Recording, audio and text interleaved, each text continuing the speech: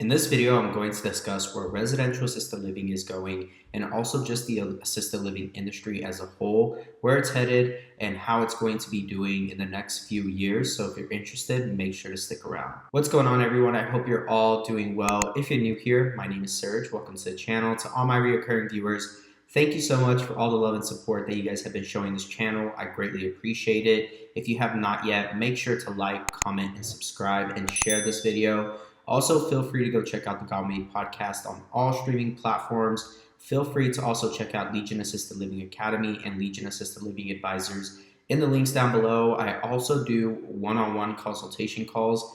That link will also be down below. Feel free to also go check out Valley ALF Ventures. This is the real estate syndication firm that my partner and I run and own, and we bring on all types of different limited partners. Also, if you're an operator looking to lease, we also do lease out properties to operators interested. It doesn't need to be specific to the area that we're currently in. Just let us know. Go fill out the questionnaire form, or when you go to the website, that link will be down below. And so without further ado, let's go ahead and jump into the topic of this video. Now, a lot of people have just been wondering and are really looking into this industry because of a lot of factors. There's a lot of reasons why a lot of people are looking into this industry, strictly because of the fact that there is not just a house shortage, but also the senior housing market is actually, there's a shortage for that as well. And so more and more people are needing a lot more care. People are living a lot longer. And what's happening because of this housing market that we're currently in, the housing prices have just completely soared.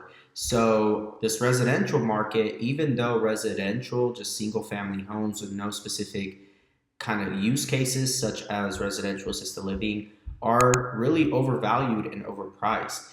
But as far as assisted living in residential assisted living, these prices are actually not overvalued. What starts happening is that when there are appraisals being done, they can actually value the business within the real estate and really get top dollar for what sellers are trying to get. So what we're seeing in this market essentially is a bunch of sellers who have been waiting for years to retire possibly, or just looking to get top dollar and move on to do something else, are really starting to sell their businesses and their houses together. And so not all investors and not all operators are able to take advantage of that because of different financial reasons or just different things that may be affecting their credit score.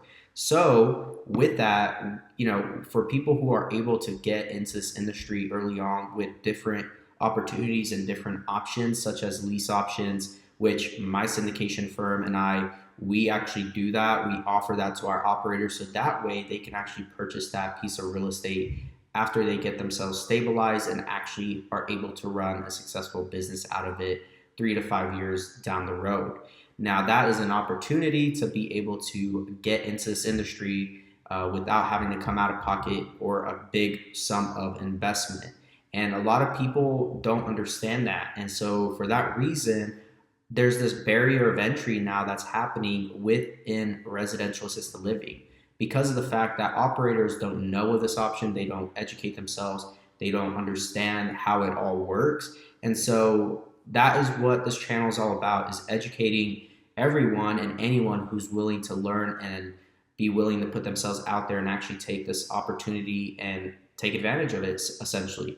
And because what's happening is a lot of operators see that the real estate market is soaring. It's at pretty much an all-time high for any type of piece of real estate at this point. So in order for them to actually successfully start up their business or continue operating one or managing one, they really have to come out of pocket for just the business portion, but not be able to afford the real estate. So they understand that they could possibly lease that, but there aren't a lot of landlords. A lot of these landlords out there have these single family homes that they've maybe dabbled or thought about possibly leasing it out to an operator, but then they factor in liability and they don't know how to handle that.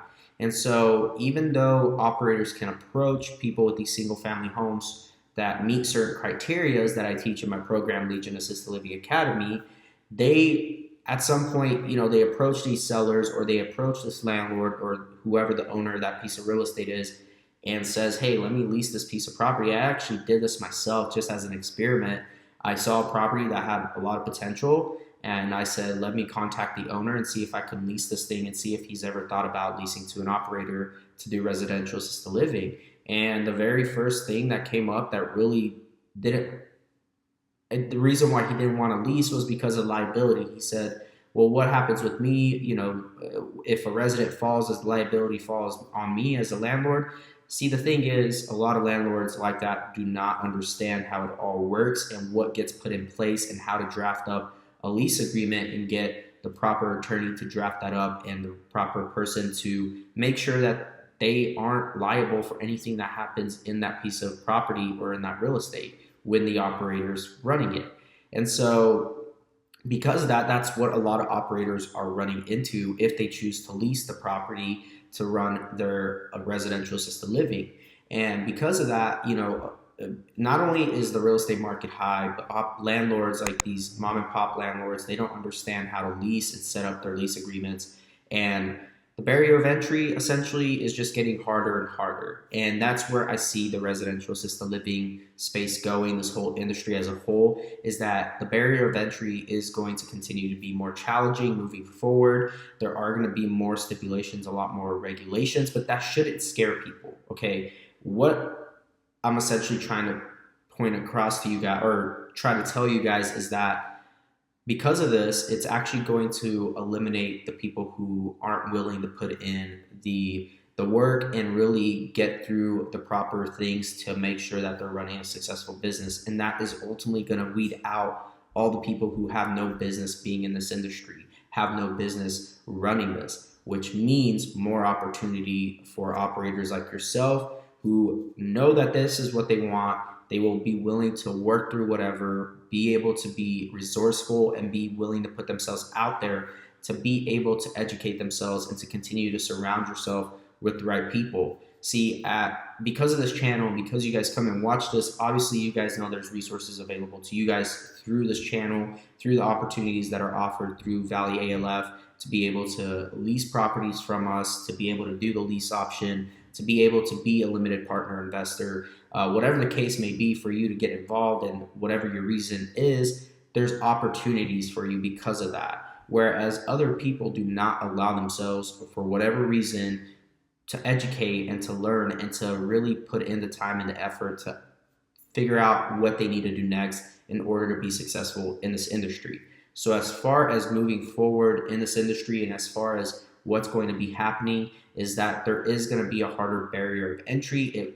Even just 2-3 years ago when I started 4 years ago, it was a lot more simple as far as getting into the industry, but there have been more things put in place, just certain circumstances, right? The real estate, the leases, the different things that have just been skyrocketing. And because of that, people just aren't willing and able to always afford to get into something because of the amount of investment needed. Because of that amount of investment needed, I did a video 3 years ago that I essentially started up with everything with about 15 to 20,000.